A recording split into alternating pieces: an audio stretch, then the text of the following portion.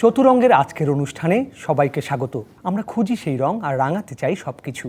DBC নিউজের আয়োজন চতুরঙ্গ সাজানো হয়েছে সংস্কৃতি অঙ্গনের বহু গুণীজনের জীবনের গল্প নিয়ে। সপ্তাহের এই দিনটিতে আমরা হাজির হই এমন মানুষদের সাথে নিয়ে যাদের বর্ণাঢ্য জীবনের নানা দিক আমাদের উজ্জীবিত করে আনন্দিত, উল্লসিত। সবাইকে স্বাগত জানাচ্ছি চতুরঙ্গের আজকের আয়োজনে। সাথে আছি সৌরভ আপ্পা। প্রেমদ্রোহের কবি কাজী নজরুল ইসলাম বাংলা সাহিত্যের অনন্য রূপকার। তিনি এসেছিলেন জ্যৈষ্ঠে, বিদায় নিয়েছেন ভাদ্রে। যেন ধ্রুবতারার মতোই ছিল তার আবির্ভাব। চোখ মেলেই তিনি যে সমাজ আর রাষ্ট্র দেখেছেন তা ছিল শাপথসংকুল। সাম্প্রদায়িকতার বিষকে দূর করে অন্ধকারে ছড়িয়েছিলেন মানবতার আলো। তিনি বিদ্রোহী, তিনি গানের পাখি বুলবুল। তিনি আমাদের জাতীয় কবি। 12ই ভাদ্র ছিল তার 48তম প্রয়াণ দিবস। কবির প্রতি শ্রদ্ধা নিবেদন করে সাজানো হয়েছে আজকের চতুরঙ্গ। আজ চতুরঙ্গে আমরা কথা বলবো দুজন নজরুল সঙ্গীত শিল্পী ডক্টর প্রিয়াঙ্কা গোপ এবং ইউসুফ আহমেদ খানের সাথে। আপনাদের দুজনকেই স্বাগত জানাচ্ছি আজকের এই আয়োজনে। এবং আপনারা তো দুজনেই এই দেশের প্রথম সারির নজরুল গীতিশিল্পী এবং নজরুলের গান নিয়ে চর্চা করে যাচ্ছেন, দিদি শিখেও যাচ্ছেন, আপনিও শেখানোর কাজ করছেন ইউসুফ ভাই। প্রথমে দিদির কাছেই জানতে চাচ্ছি, নজরুলের গানের সাথে শুরুটা কিভাবে হয়েছিল? সেটা খুব সহজ, স্বাভাবিকভাবেই। কাজী নজরুল ইসলাম যে আমাদের কি জায়গায় অবস্থান করে সেটা গান শেখার সময় বুঝতে পারিনি, জানতে পারিনি। স্বাভাবিকভাবে গান শেখার মতো করেই তার গানে শেখা এবং ধীরে ধীরে তাকে বুঝতে পারার চেষ্টা, তাকে ভালোবাসার শুরুটা খুব আস্তে আস্তে, সেটা নিজের অজান্তেই, জেনে বুঝে নয়। অবশ্যই এভাবেই তো নজরুলের প্রেমে পড়া, ধীরে ধীরে। এবং গানের সাথে এখন তো আপনি শিক্ষকতার সাথেও আছেন এবং গান শেখাচ্ছেন অনেক ছাত্রদেরই। এখনকার তরুণদের মধ্যে নজরুলের প্রতি টান, ভালোবাসাটা কেমন দেখেন আপনি আপনার জায়গা থেকে? আমার কাছে তো মনে হয় তরুণদের বরাবরই নজরুলের গানের প্রতি একটা আকর্ষণ আছে। যেখানটাই একটুখানি ওরা পিছিয়ে যায় সেটা হচ্ছে তার গানের মধ্যে শাস্ত্রীয় বা রাগের ব্যাপারটা একটু বেশি থাকার কারণে যাদের তালিম নেই তারা হয়তো একটু পিছিয়ে যায়। কিন্তু আমার মনে হয় না যে তাদের ভালো লাগার বা কবিকে ভালোবাসার কোনো কমতি আছে। আমার কাছে মনে হয় যে নতুন প্রজন্ম কাজী নজরুল ইসলামকে ভালোবাসেন। অবশ্যই। সেই সাথে আসলে নজরুলের গানগুলো এত বেশি রাগ নির্ভর এবং তিনি নিজেও বেশ কিছু রাগ তৈরি করে গেছেন, যার ফলে অবশ্যই বিষয়গুলো আসলে তালিম নিয়েই শিখেই তারপর করতে হয়। একদমই তাই। অবশ্যই অনেক ধন্যবাদ আপনাকে। এবার আমরা ইউসুফ ভাই আপনার সাথে কথা বলতে চাচ্ছিলাম। আপনি তো একটা সঙ্গীত পরিবারেই জন্ম নিয়েছেন। আপনার বাবাও প্রখ্যাত ওস্তাদ এবং তিনি বাংলাদেশের প্রখ্যাত সঙ্গীত শিল্পী এবং গুণীজনদের একজন। গানের শুরুটা কিভাবে হয়েছিল? কি বাবা মার হাত ধরে? একেবারেই বাবা মার হাত ধরে এবং সব গুণী মানুষদের গান শুনতে শুনতে মনের অজান্তে শেখা শুরু। এবং যেটা বলে না যে এখনো পর্যন্ত, যখন আপনি আজকে অনুষ্ঠানের শুরুতে যেভাবে বললেন, আমি আসলে লজ্জায় কোথায় মুখ লুকাবো সেটা বুঝতে পারছিলাম না। কারণ দিদি যতটাই আদর করে পাশে নিয়ে বসেন না কেন, যতবারই দিদির সাথে অনুষ্ঠান করতে যাই চুপচাপ করে বোকার মতো শুনতে থাকি। তো বাবা মাকে দেখেছি, এখনও দেখছি আলহামদুলিল্লাহ। এবং তাদের সমসাময়িক যারা আছেন, আমাদের পরম পূজনীয়, পরম শ্রদ্ধার যে মানুষজন আছেন, প্রত্যেককে, এমনকি তাদের গুরুজন যারা ছিলেন, যারা চলে গেছেন, আমাদের মাঝে নেই, তাদের গান শুনে শুনেই কিন্তু আজকে আমাদের নজরুল সঙ্গীতে এইটুকু আকর্ষণ বোধ করা বা এগিয়ে আসার চেষ্টা।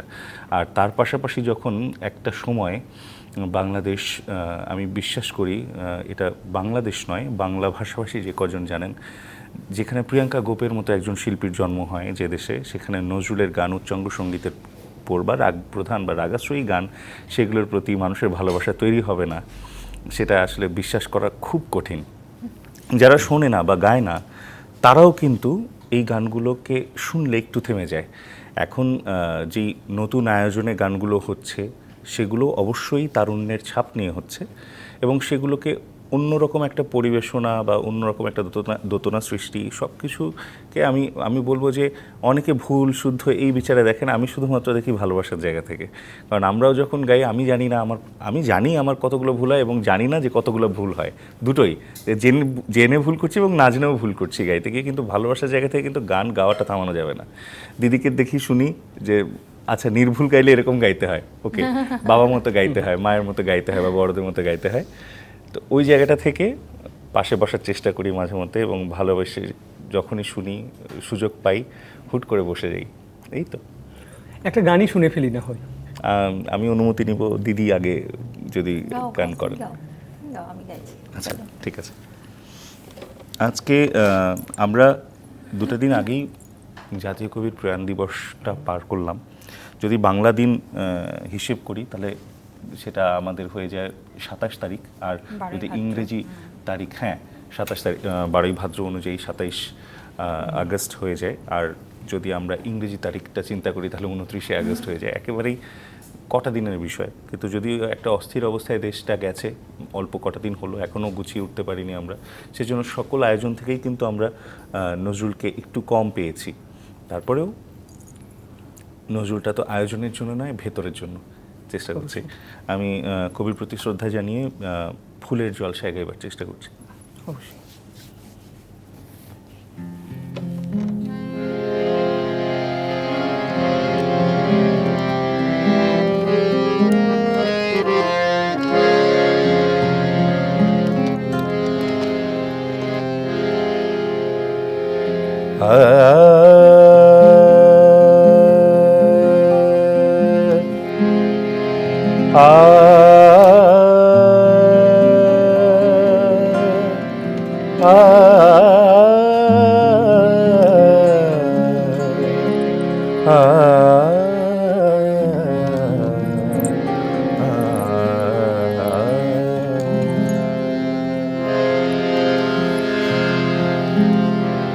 ফুলেরও জলসায় নীরব কেন কবি, ফুলেরও জলসায় নীরব কেন কবি, ভোরের হাওয়ায় কান্না পাওয়ায়, ভোরের হাওয়ায় কান্না পাওয়ায়, তব ম্লান ছবি নীরব কেন কবি, তব ম্লান ছবি নীরব কেন কবি, ফুলের জলসায় নীরব কেন কবি।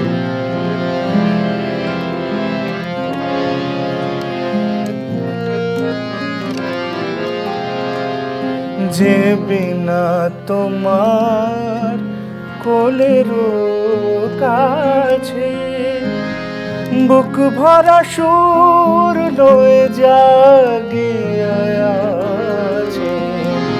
যে বিনা তোমার কোলের কাছে বুক ভরা সুর লয়ে জাগিয়াছে, তোমার পরশে ছড়া হারসে আকাশে বাতাসে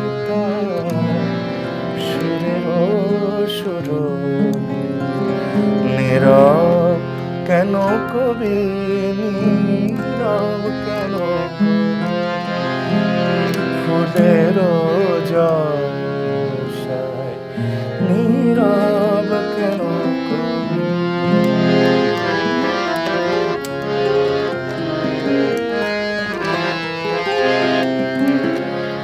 তোমায় যে প্রিয়া গেল বিদায়,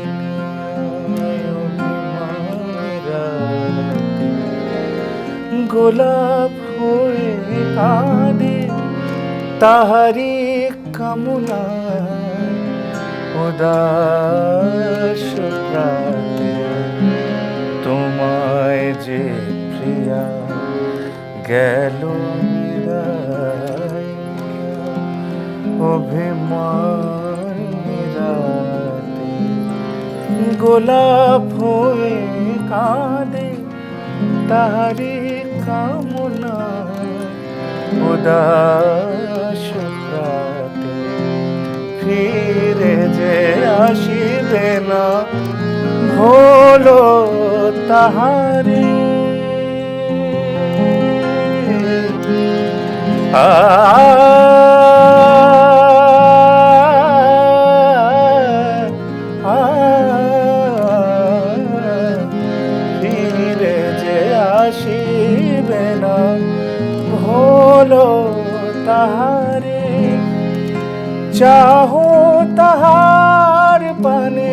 হারায় যে দ্বারে অস্ত চাঁদের বাসনা ভোলা, অস্ত চাঁদের বাসনা ভোলাতে অরুণ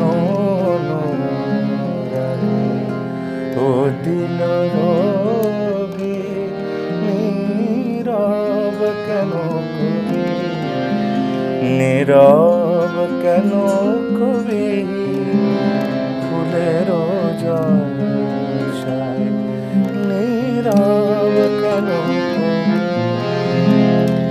ভোরের হাওয়ায় কান্না পাওয়ায়, ভোরের হাওয়ায় কান্না পাওয়ায়, তব ম্লান ছবি নীরব কেন কবি, তব ম্লান ছবি নীরব কেন কবি, ফুলের জলসায়, ফুলের জলসায়, ফুলের জলসায় নীরব কেন কবি।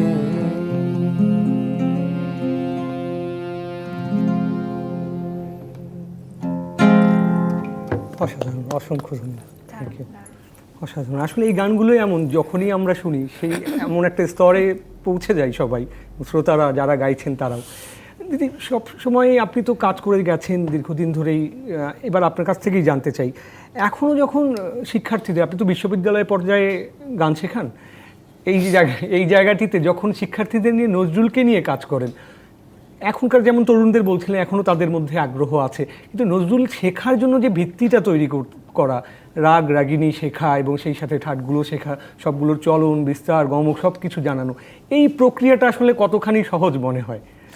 এখানে আমি একটু যুক্ত করি, আমার শেখানোর জায়গা হচ্ছে শাস্ত্রীয় সঙ্গীত।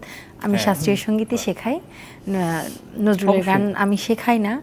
এবং আসলে আমার কাছে মনে হয় আমি একদমই ভালো লাগা, নিজের ভালোবাসা থেকে গাই, সেটা আমার মাধ্যমে যতটুকু ছড়ায় সেইটুকু আমি চেষ্টা করি, কিন্তু শেখানোর ধৃষ্টতা এখনো আমি করতে পারি না। আমার মনে হয় যে আমি শেখাতে গেলে, বলতে গেলে হয়তো কোথাও ভুল করে ফেলবো, বা শেষ করে নাও, তারপর আমি কভার করব। তুমি মডেস্টির দোকান নিয়ে বসে সব। না না না, একদম না, একদম না। আমি সবসময় সত্যি কথাটাই বলতেই আমার ভালো লাগে, আমি সবার সাথেই সেটা বলি। খুব জ্ঞান খুব অল্প, মানে পড়াশোনা শেষ করে বিশ্ববিদ্যালয়ে চাকরি করার সুবাদে মানে শুরু থেকেই মনে হচ্ছে যে আমি আসলে মানে অনেক কিছু জানি, অনেক কিছু, ব্যাপারটা তেমন নয়, অনেক জানা বোঝার এখনো ঢের বাকি।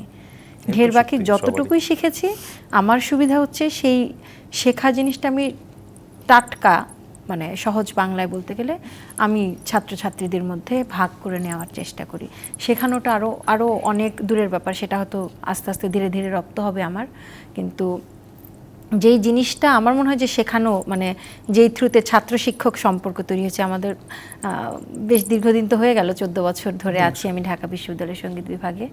তো আমি প্রতি সময় পার হচ্ছে, আর আমি নিজেকে চেষ্টা করছি যে আমি কতটুকু নিজেকে আপডেট করতে পারি, এবং কাজী নজরুল ইসলাম আমার সেই শক্তির জায়গাটা আসলে অনেকখানি তৈরি করে দিয়েছে, এবং সেই শক্তিটা আমি কাজে লাগাই আমার ছাত্রছাত্রীদের কাছে পৌঁছে দেওয়ার জন্য। আমার কাছে মনে হয় এইটাই আমার কাছে বড় শিক্ষা, এবং ওরা যদি বুঝতে পারে সেটাও ওদের জন্য একটা খুব ভালো লেসন হবে। না বুঝতে পারলেও আমি সামনে বুঝিয়ে দেবো, বোঝানোর চেষ্টা করবো, বুঝিয়ে দেবো আসলে এটা শুনতে খারাপ লাগে, মানে বোঝানোর চেষ্টা করব যে আসলে আমরা কতটা সৌভাগ্যবান আমরা কাজী নজরুল ইসলামকে পেয়েছি, এবং তার মূল ভিত্তিটা শাস্ত্রীয় সঙ্গীত। তোমাকে শিখতেই হবে, তোমাকে জানতেই হবে, নতুবা তুমি যেই এক্সট্র্যাক্ট আছে নজরুলের গানে, যেই রসটা আছে, সেটা তুমি কোনোদিন আস্বাদন করতে পারবে না, বুঝতে হবে।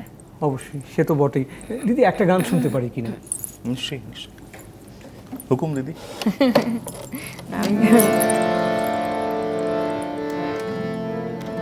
কোনটা গাবে? সে চলে গেছে বলে কি গো?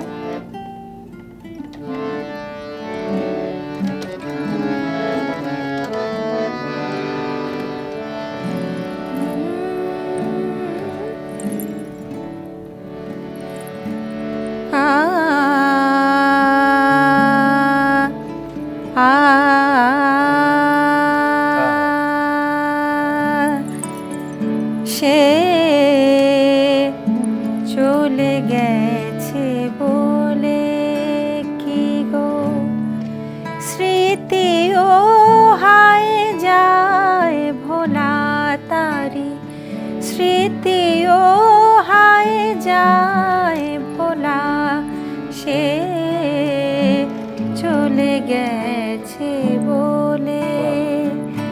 ওগো মনে হলে তার কথা যো, মনে হলে তার কথা যো, মর্মে সে মোর দেয় দোলায় আজো, মর্মে সে মোর দেয় দোলা, সে চলে গেছে বলে কি গো। স্মৃতিও হায় যায় ভোলা তারি, স্মৃতিও হায় যায় ভোলা, সে চলে গেছে বলে।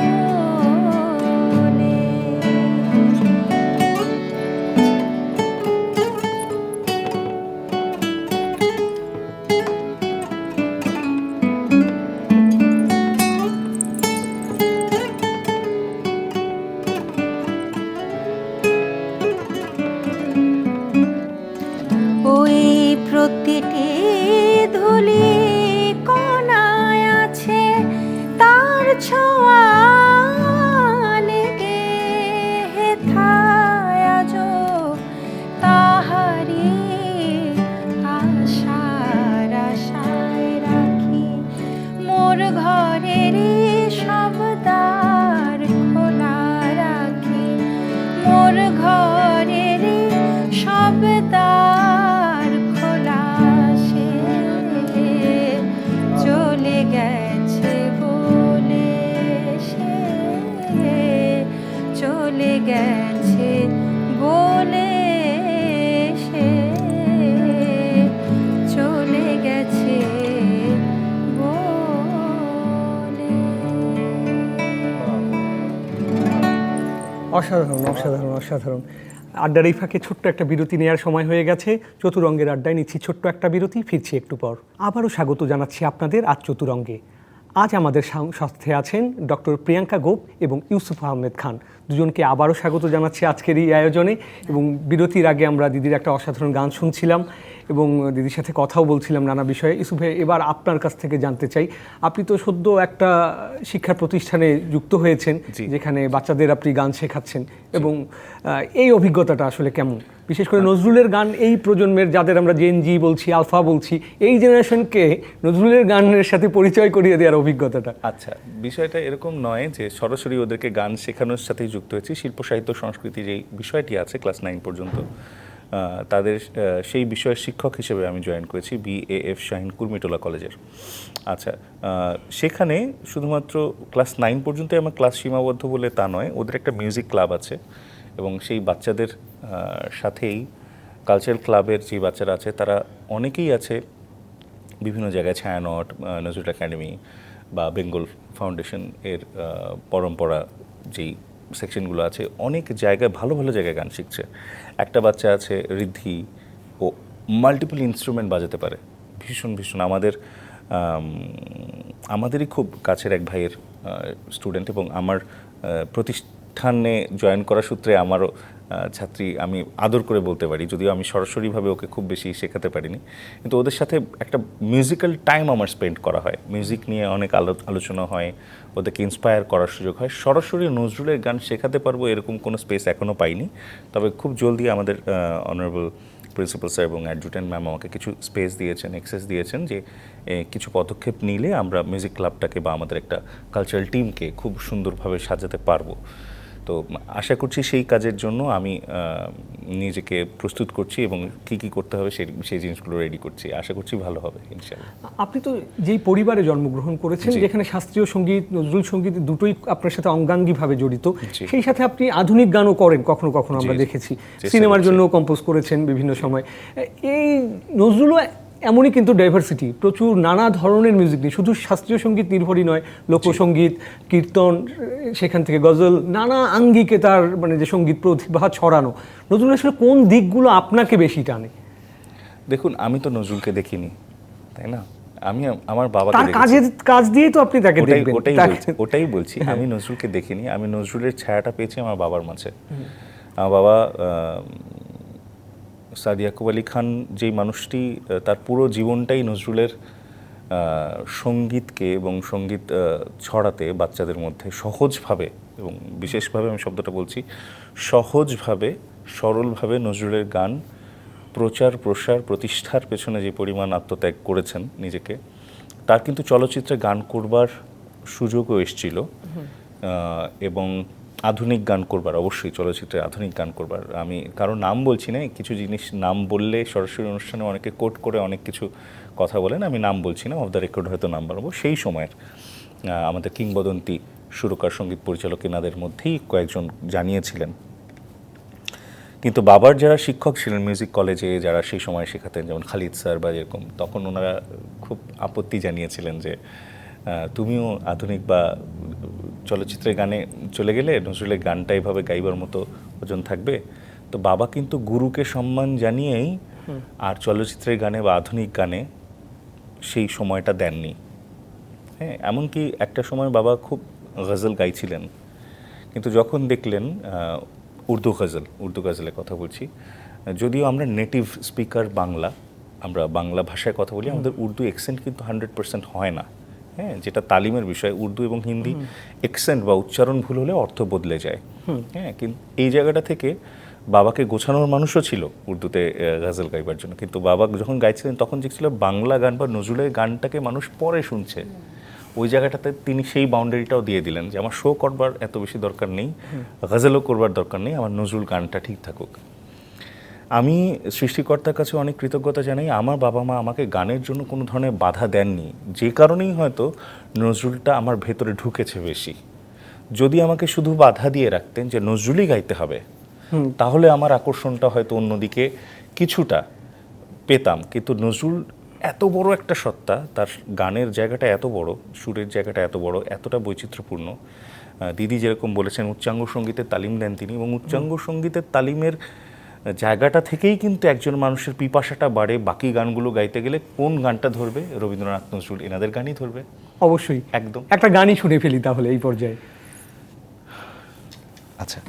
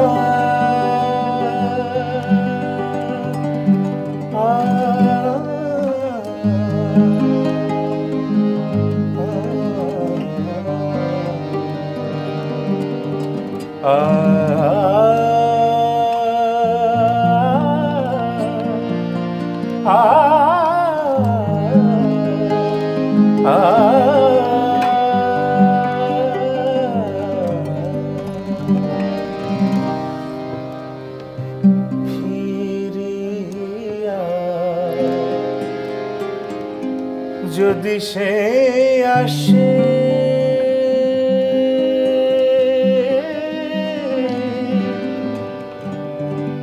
আমার খোঁজে ঝড় গোলাপে,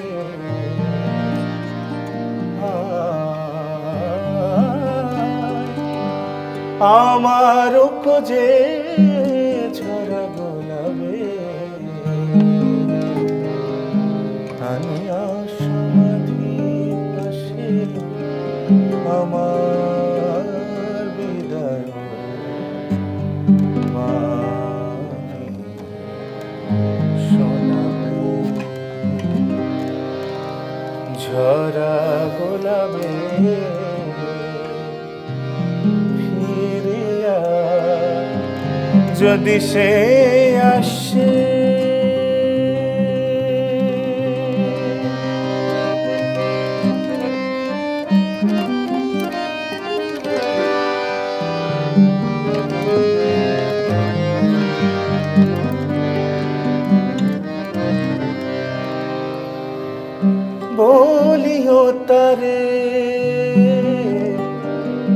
এখানে এসে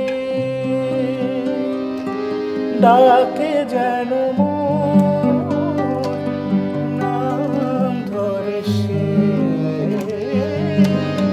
বলিও তারে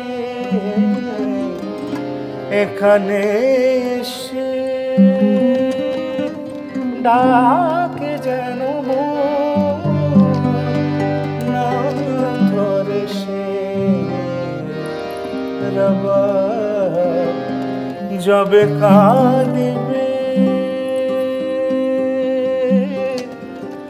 কাঁদিবে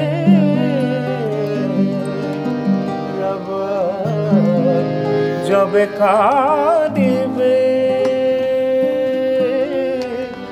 রমলা সুরের কমল দেখাবে আনিয়া সমাধি পাশে আমার বিদায় শোনাবে ঝরা গোলাপে ফিরিয়া যদি সে আসে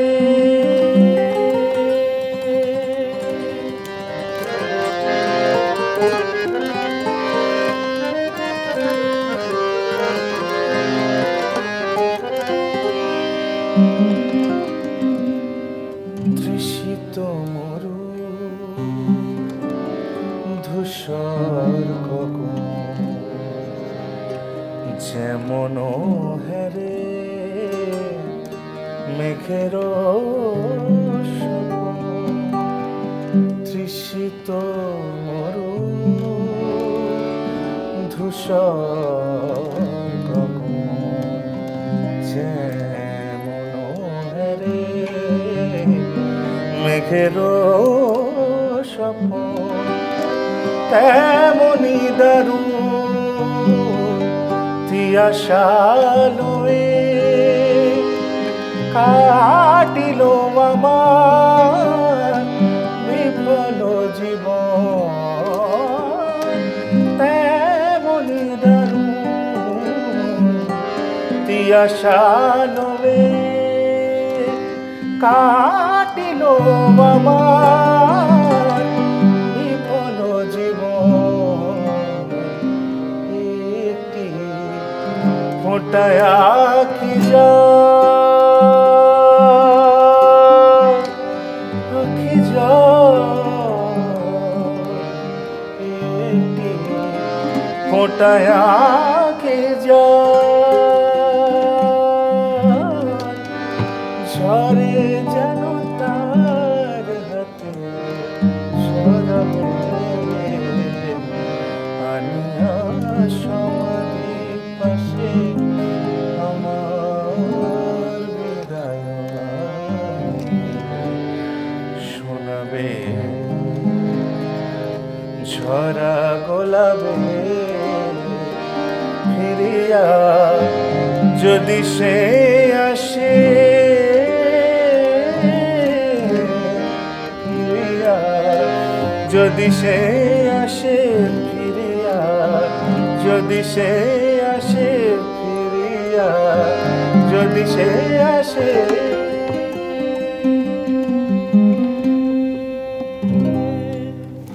অসাধারণ অসাধারণ কিন্তু একটা বিরতি নেওয়ার তো সময় হয়ে গেছে, আরেকটি বিরতির সময় চলে আসছে। চতুরঙ্গের আড্ডায় নিচ্ছি ছোট্ট একটা বিরতি, ফিরছি একটু পর। আবারও স্বাগত জানাচ্ছি আপনাদের আজ চতুরঙ্গে। আজ আমাদের সাথে আছেন ডক্টর প্রিয়াঙ্কা গোপ এবং ইউসুফ আহমেদ খান, দুজনকে আবারও স্বাগত জানাচ্ছি। বিরতির আগে জনাব ইউসুফ আহমেদ খানের একটি দারুণ গান শুনছিলাম আমরা, এবং এই গান শুনতে শুনতে নিমগ্নতায় চলে গিয়েছিলাম রীতিমতো। দিদিভাই, এবার আপনার কাছে ফিরছি। আপনি তো অনেক দিন ধরে মূলত শাস্ত্রীয় সঙ্গীত শিল্পী হলেও নজরুলের গান নিয়ে প্রচুর কাজ করেছেন, এবং নজরুলের তো অনেক অঙ্গের গান আছে, অনেক ধরনের গান আছে, নানান ধরনের গান নিয়েই আপনার অভিজ্ঞতা আছে। এবং আসলে কোন গানগুলো নিয়ে কাজ করতে বেশি ভালো লাগে? আমার সব ধরনের গানই ভালো লাগে। এখানে আমি এবং একটু যোগ করতে বিশেষ চাই করে দিদির কথা। ওকে। দিদির কথায় ঠুমরি, হ্যাঁ, অবশ্যই। তার দিদির ঠুমরি খেয়াল সব আমরা শুনেছি, পাগল হয়ে যাওয়ার অসাধারণ মতো। অসাধারণ। হ্যাঁ, আমার নিঃসন্দেহে রাগাশ্রী গানগুলি বেশি ভালো লাগে, এবং ঠুমরির যে আলাদা একটা প্যাটার্ন আছে, নজরুলের গানে সেই প্যাটার্নটা খুঁজে পাওয়া যায়, যে জন্য ওই গানগুলো আমার বেশি ভালো লাগে। আর বাকি যত জনরার আছে আমাদের সঙ্গীতে, আমার মনে হয় না যে উনি কোনো জনরা বাদ দিয়েছেন। সৃষ্টি করেছেন নতুন জন্ম। অবশ্যই আমার তো মনে হয় একদম, বাংলার প্রথম রকস্টার মানে কাজী নজরুল ইসলাম। আমার ব্যক্তিগত মতামত, এখানে মানে পাবলিক করার কিছু নেই, কিন্তু আমার তাই মনে আমাদের হয়। সবার ব্যক্তিগত সেই মতামত। কারণ কারোর ওই লৌহ কপাট বা এই ধরনের একটি গান তৈরি করা, এটা আসলে অন্য কোনো একটা লেভেলের বিষয়, একদমই তাই। এবং সেই প্রত্যেকটা গানেরই যখন যেই গান আমরা গাই বা যখন যেই ধরনের গান আমরা শুনতে থাকি, মনে হয় যে এটা তো চমৎকার, তো অবশ্যই এরকম কি আগে আর শুনেছি না, তো উনি তো প্রথম করছেন। ব্যাপারগুলো এইভাবে উঠে আসে এবং উনি যত সাধারণভাবে লিখেছেন ঠিক ততটাই আপন হয়ে গেছে ওনার গান। মানে জিনিসটা হচ্ছে সৃষ্টি করার জন্য সৃষ্টি না, হ্যাঁ, সফল সৃষ্টি। সফল সৃষ্টি মানে হয় না যে স্ফূর্তভাবে প্রাণের উচ্ছ্বাস। অনেকে হয় না যে যেমন আমাকে যদি রান্না করতে দেয়, হ্যাঁ, আমার সর্বোচ্চ ডিম সিদ্ধটা ঠিকঠাক হবে কিনা জানি না, ডিম সিদ্ধরও অনেক রকম ভেদ আছে। আমি এখন ইউটিউবে মাঝে মধ্যে দেখতে পাই যে কখন কুসুমটা কাঁচা থাকবে, কখন সেই কেন বলছি, রান্না করতে দিলে আমাকে যখন আমি দিবে 70টা ডিরেকশন নেওয়ার পরেও আমার রান্না ঠিক মতো হবে না। আসলে যার Attempt-ই যেখানে হবে, স্বতঃস্ফূর্ততা ওরটা ঠিক সেখানে হবে। তার অবশ্যই একদম। থাকবে। দিদি, যেহেতু আমাদের হাতে সময় খুব বেশি নেই, একটা গানই শুনে ফেলতে চাচ্ছি। আজকে আমরা কবিকে স্মরণ করছি তার প্রয়াণ দিবস উপলক্ষে। এই গানটি না গাইলে আসলে অপূর্ণ থেকে যায়। আমি খানিকটা চেষ্টা করছি।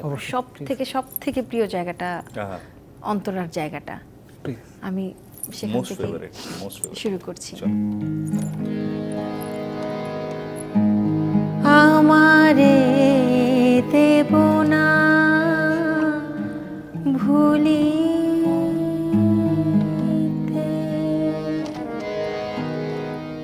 তোমার সুরের নেশায় যখন ঘুমাবে আকাশ, কাঁদিবে পবন, তোমার সুরের নেশায় যখন ঘুমাবে আকাশ, কাঁদিবে পবন, রোদন হইয়া আসিবে তখন, রোদন হইয়া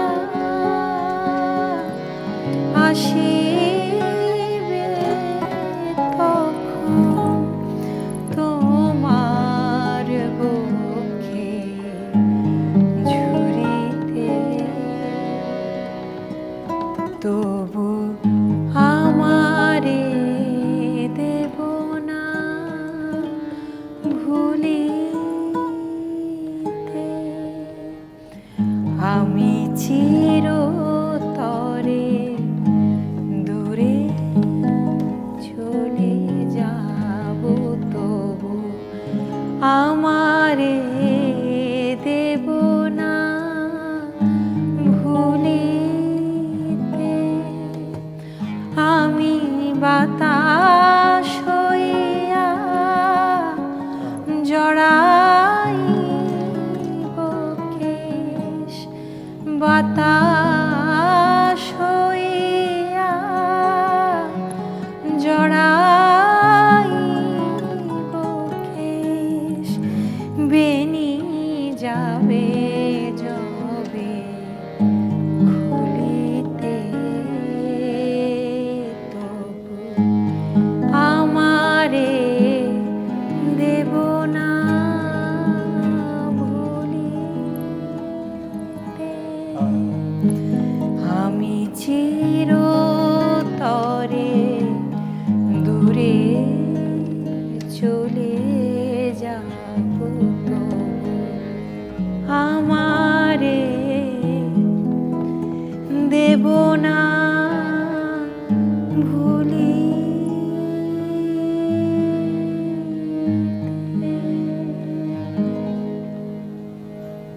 অসাধারণ অসাধারণ দিদি, একদম শেষ বেলায় চলে এসেছি। দুজনের কাছে বিদায় নেওয়ার আগে দর্শকদের কাছে বিদায় নিয়ে আসি, তারপর ইউসুফ ভাই আপনার একটি গান শুনতে শুনতেই আজকের আয়োজন আমরা শেষ করব। চতুরঙ্গে এই ছিল আজকের আয়োজন। সঙ্গেই থাকুন ডিবিসি নিউজের। জনাব ইউসুফের একটি গান শুনতে শুনতে আজকের আয়োজন আমরা শেষ করছি।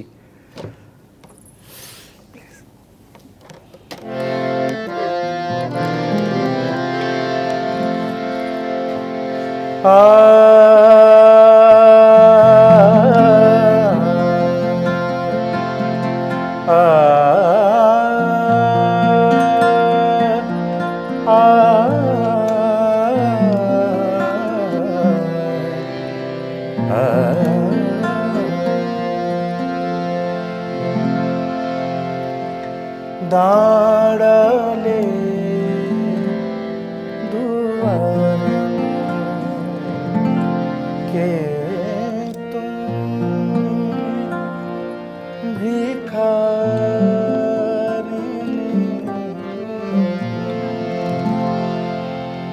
দাঁড়ালে দুয়ারে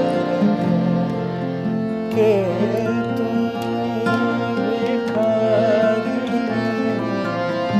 দাঁড়ালে কে তুমি ভিখারিণী গাহিয়া সজল বেলা শেষের রাগে